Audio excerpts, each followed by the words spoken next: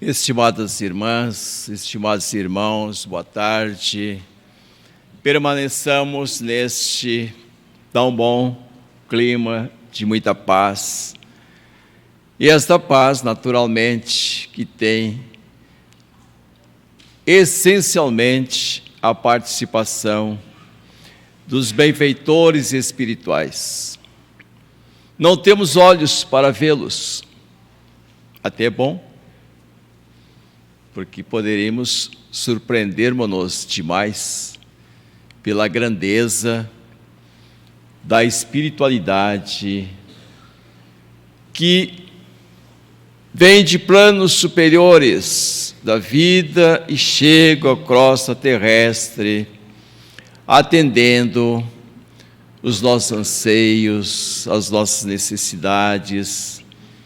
A nossa prece que forma esse canal de luz e que se projeta a distâncias imensuráveis.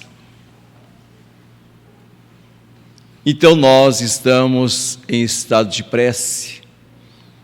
Há pouco participamos deste momento importante, prece, irradiações, porque a nossa presença aqui atende aqueles que estão ligados a nós. Portanto, agradeçamos a Deus, nosso Supremo Pai, doador da vida, estarmos aqui despertando nossas consciências para a realidade espiritual. Exercemos neste instante, através dos recursos da prece, os patrimônios da alma, bondoso Pai, para chegarmos a plano superior e absorvermos energias que compartilhamos em nosso planeta ante as necessidades de paz, de ordem e de progresso. Que permaneçamos nas bênçãos de luz e de paz que emanam de Jesus. Que assim seja. Saudamos a todos os nossos irmãos que estão ligados a nós pelos recursos da internet. Tão bom recurso hoje, em todos os pontos mais distantes do Ocidente e do Oriente, é capaz de chegar a mensagem que sai desta casa. E naturalmente, como o espaço tem os limites físicos, e este é um trabalho de natureza espiritual, quem de longe fisicamente se encontra é como se estivesse aqui. Esse é o pensamento sintonizando com este trabalho, receberão os recursos que nós todos aqui estamos recebendo. Muita paz a todos, portanto. Nós estamos com este tema que o setor de divulgação doutrinária nos apresentou, que é estudado por Allan Kardec. Em várias perguntas, nós vamos ver no Livro dos Espíritos, Allan Kardec desejou saber dos espíritos a respeito desta influência que nós exercemos uns sobre os outros. Nós aqui, nós exercemos uma influência tentando predominar a nossa vontade sobre aqueles que estão ao nosso lado, nossos filhos, marido, esposa, familiares, amigos, e conforme a gente diz, uma personalidade mais marcante, mais forte, exerce, sim, uma grande influência. Aos grandes líderes por aí, na área política, notadamente, em que a gente fala, mas ele é dotado de um grande carisma e exerce uma influência notadamente surpreendente, porque arrastam multidões. E o pior é que muitas vezes arrastam por hipóteses que são incoerentes, muito bem elaborada, de muito convencimento, que foge de uma realidade e que por aí chama-se de utopia. É muito lindo, maravilhoso, mas é impraticável. Qualquer um de nós. Eu chego na minha casa e digo assim: no próximo fim de semana eu vou a Nova York. Tem um grande festival, tem um grande evento, eu vou a Nova York. Olho a minha volta assim, mas como é que ele vai a Nova York? Ele não tem condições financeiras para ir. Será que ele vai conseguir colocar no cartão de crédito dele os custos? Será que ele vai? Mas passa a semana e eu não fui. É uma utopia, é uma irrealidade. Eu desejava, e quantas coisas nós desejamos para nós e notadamente para os outros. E passamos a exercer influência o tanto quanto podemos. Estão aí.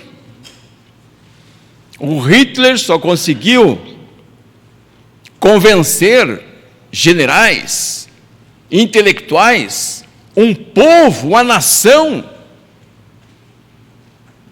pela palavra. Mas a palavra era o pensamento que se materializava. Só um exemplo. Deixa o Hitler onde se encontra, meditando com todas as consequências de ele, que com ele e centenas de outros cercaram-no para um genocídio verdadeiramente por questões de preconceitos, associado e garantido pelo poder. Mas isso a história registrou, e desde os tempos milenares, que vamos percorrer pelo Império Romano, por os grandes outros impérios, nós vamos ver uma forte influência que nós exercemos uns sobre os outros.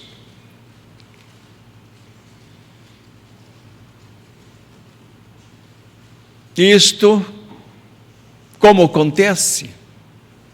Isto é verdadeiro? Existe sim esta influência de uns para com os outros? É o outro que exerce a influência para comigo? Ou é eu que permito que essa influência aconteça? Como ocorre esse mecanismo de influência?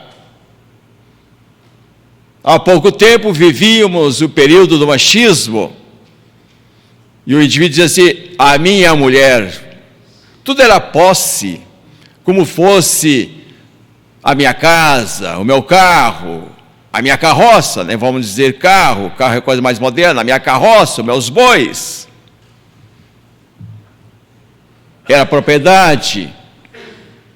E vivia o período de submissão da mulher, coisa muito recente. Houve um preço muito forte pelas líderes a que a mulher pudesse ocupar seus espaços, a votar. Ela não votava de poucos anos, coisa do século passado. Há 100 anos, em 100 anos o mundo mudou extraordinariamente.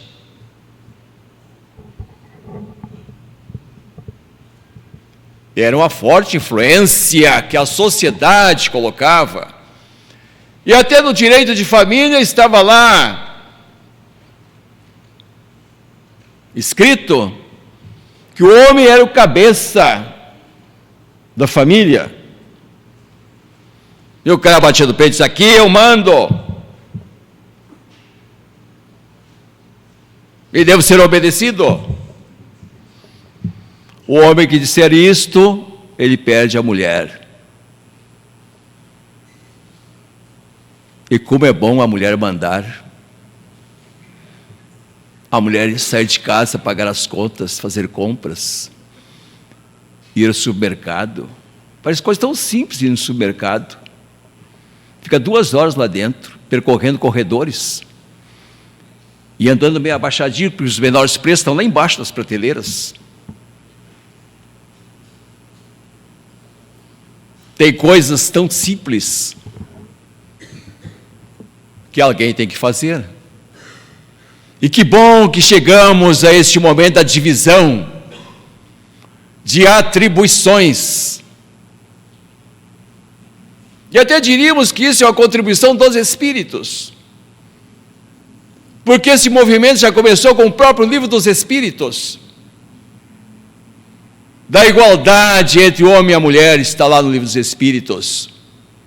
1857, 18 de abril de 1857, viera ao mundo o livro dos Espíritos.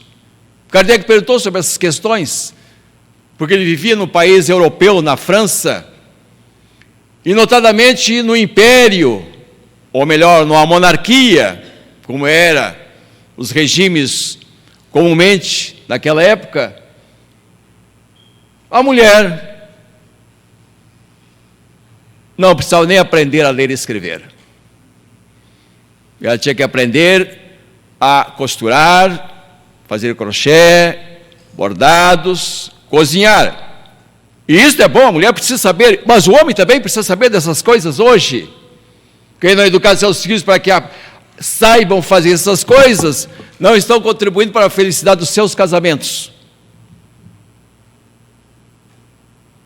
O homem troca fraldas.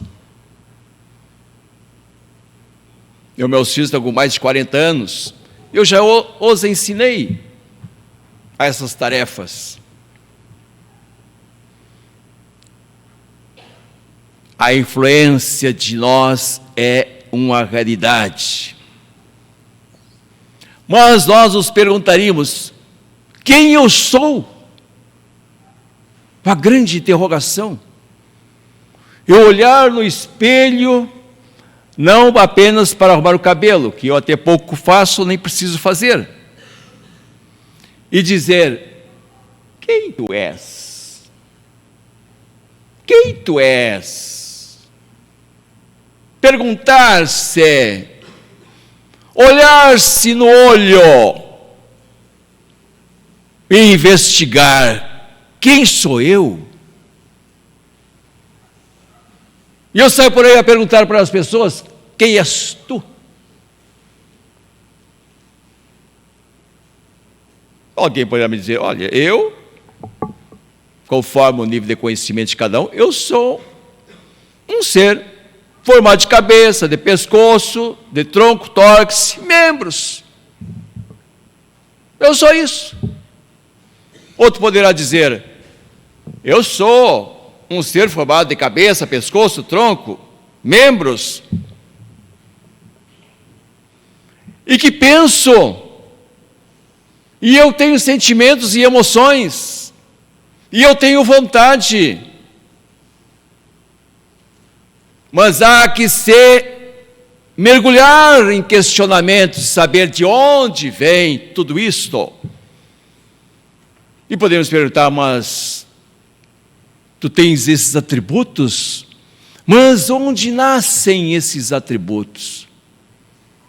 A grande maioria vai dizer: do meu cérebro, da minha cabeça. Eu tenho um sistema nervoso, nasce dali. Então eu sou isto. Mas nós já estamos no terceiro milênio e ninguém mais aceita isso. Essa explicação ninguém mais aceita. Não é preciso ser vinculado a esta ou aquela religião que diga, você tem uma alma. Até mesmo que, notadamente, as doutrinas religiosas não dizem o que é alma. Para onde tu vais? Como tu vais? Uma amiga me disse, eu estava no consultório médico, e um psicólogo ao lado da sala, e ela ouvia, conjugadas salas, dizia para a sua cliente, veja o absurdo. Não sei a área do tratamento que ele fazia. Veja o absurdo, minha senhora. Agora os espíritas estão dizendo que tem casa no céu. Eu já nem aceito que haja o céu. Mas, porém, dizem que há o céu, há o inferno. E há casas no céu. E já vi um pastor também dizer isso em programa de televisão. E famoso, um pastor muito famoso. Rindo, os espíritos têm casa no céu. Se nós estivéssemos falando e dizendo, não é apenas casa, tem cidades, tem carros, tem fábricas, se alimentam lá, é tudo igual aqui, em alguns locais mais evoluído, mais avançado. Bem, mas isto nós sabemos através deste livro, o Livro dos Espíritos. Allan Kardec era um cientista, era um homem que investigava na ciência as questões mais diversas do conhecimento, até que, já com 50 anos de idade, em torno de 50 anos de idade, depara-se com estranhos fenômenos que a imprensa da época dava notícias. E ele passa a investigar junto com outros pensadores.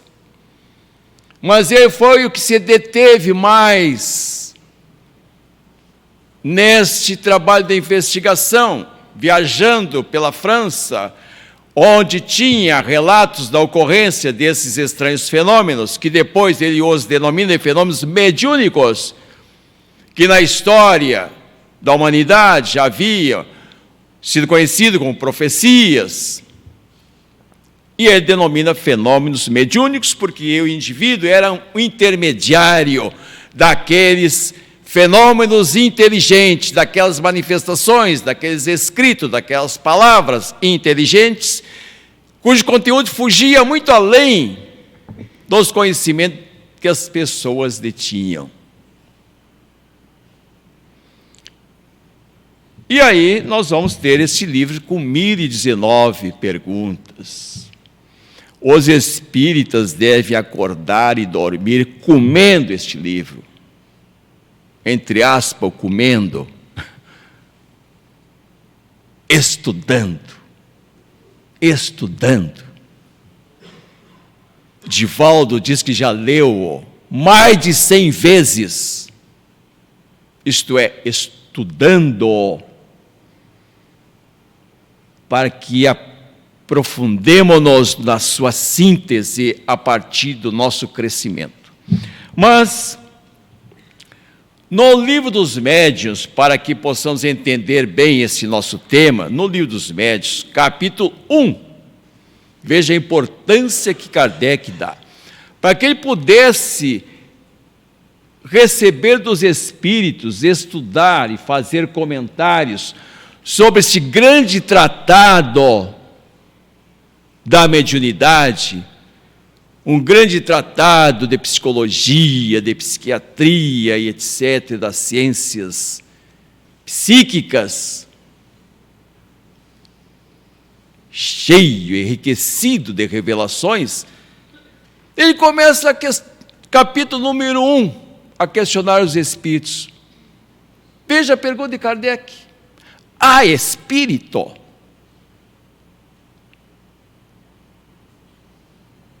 Há espírito?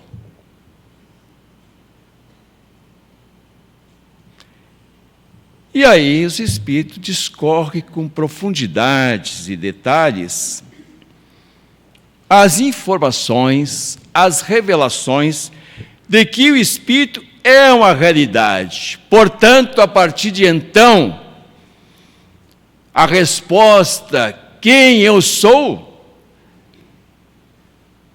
ganha uma estrutura nova, destas que saltam aos nossos olhos, mais baixo, mais alto, mais gordinho, mais fininho, mais bonito, mais feinho, etc. e tal, essa diversidade de corpos. Todos temos uma individualidade idêntica. Não idêntica fisiologicamente, conforme o corpo físico, na sua similitude. Passamos a saber, pela revelação dos Espíritos, que a alma, o ser humano é formado de alma. Há um princípio inteligente, com os seus atributos. Isto é importante destacarmos, fixarmos, não esquecermos. O pensamento, a vontade, as emoções, os sentimentos, são patrimônios da alma. E a alma tem uma natureza distinta do corpo físico. Enquanto este morre, a alma sobrevive. E avançamos nesse raciocínio. Como a alma sobrevive, conserva os patrimônios do sentimento, a manutenção das suas emoções, a força de sua vontade. Isto é, a presença da mente, que não está aqui dentro, está na alma. Naturalmente que o espírito, quando encarnado, está no corpo físico, necessita de todas as estruturas físicas, célula por célula, onde o espírito mergulha toda a sua energética nos bilhões de células, nos 200 bilhões de células que formam este edifício, como se fosse cada um tijolinho. E do sistema nervoso, 800 milhões de células. Esta maravilha recebe a energia da alma. E como a alma sobrevive com a morte física, permanece todos os patrimônios que se identificavam na vida. E a vontade que se dirigia para o bem ou para o mal, permanece sim. Por longo tempo, quando o mal insiste em prevalecer, e o mal é muito forte, porque ele sabe que ele não existe.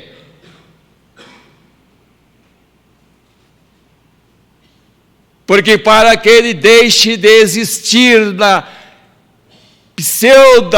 pseudo-entendimento nosso, é necessário que o bem visite o ser. O mal é a ausência do bem. O ódio não existe, nos diz o Espírito Emmanuel, explicando-nos com detalhes. E ele diz: o ódio é o amor que enlouqueceu. E é verdade mesmo. No nosso dia a dia, nós conhecemos pessoas que viveram alguns anos trocando juras de amor, compartilhando uma família, deixando filhos, e depois dizem que se odeiam. E já ouvi da boca de pessoas o relato que queria que o outro morresse, esmagado por um caminhão. Mas não de muito tempo se diziam amarem-se. Mas como? Ou amavam-se ou não amavam-se? É claro que amavam-se e continuam se amando. Os eventos que lograram aquela ruptura, que desencadeou uma doença sentimental, em que o amor adoecera ao ponto de enlouquecer, conforme nos diz Emmanuel, é que há a presença, a manifestação, as consequências dolorosas do ódio. E não precisa muita coisa para que alguém odeie alguém. Não precisa muita coisa para que alguém influencie para o mal o outro. Mesmo nós cristãos, mesmo nós espíritas. Mas por que esse fenômeno tão complexo, que ora amamos, ora odiamos, ora queremos o bem, ora queremos o mal e o fazemos? É da natureza ainda do espírito humano, que morejamos com as nossas imperfeições, que gateamos para os grandes voos que vamos encetar daqui um pouco na nossa evolução, mercê dos nossos sacrifícios. E não há evolução, não há crescimento espiritual sem o sacrifício.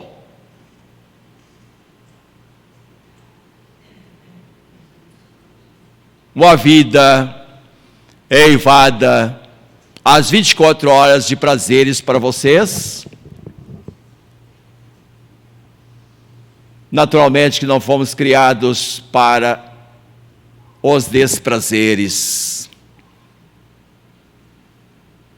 Mas é preciso que aprendamos a descobrir a realidade do prazer, para que esse não se constitua daqui um pouco mais em grande desprazer, cujo retorno nessa caminhada, porque andamos para frente, agora estamos que retroceder, seja de recolher as nossas dores, mas é da natureza humana. Então Allan Kardec pergunta aos espíritos: por que neste mundo, em outros mundos, então não é bem assim. Porque neste mundo, a influência dos maus geralmente sobrepuja os bons? fraqueza dos bons. O bem é presente em todos nós. Nós mais fazemos o bem do que o mal. Isto é verdadeiro. Nós somos cristãos. Nós mais fazemos o bem do que o mal. Na sociedade há mais a prática do bem do que do mal. Mas por que o mal se sobrepuja? Os maus são intrigantes. O mal é audacioso. O mal usa trombetas para exaltar os seus feitos. O mal salta aos olhos de todos nós. O mal nós o vemos em demasia nos nossos noticiários.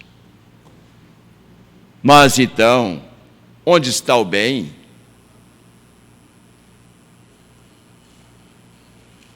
O bem é tímido. O bem é silencioso. O bem não faz alarde.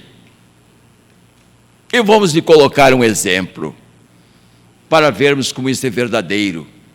Esta casa, que a semelhança dela existe milhares de casas espíritas, existem milhares de templos e de igrejas, existem milhares de instituições fazendo o que aqui também se faz. A prática do amor, a caridade, o devotamento, a abnegação. Um grupo de pessoas trabalhando em favor de outras. Mas esta casa, vamos trazer como exemplo, tem mais de 2.000 trabalhadores. E eu gosto de dizer para aqueles que não conhecem bem o movimento espírita, nenhum é remunerado. Desde o presidente aos trabalhadores, que pagam para virem aqui a passagem do ônibus, a gasolina do seu carro, as suas roupas. É pelo amor ao próximo que aqui se fazem presente para trabalhar no passe, como agora estão nossos irmãos aqui preparados. Há dezenas, podemos dizer centenas de grupos de trabalhadores dessa casa. E são milhares de pessoas que vêm aqui.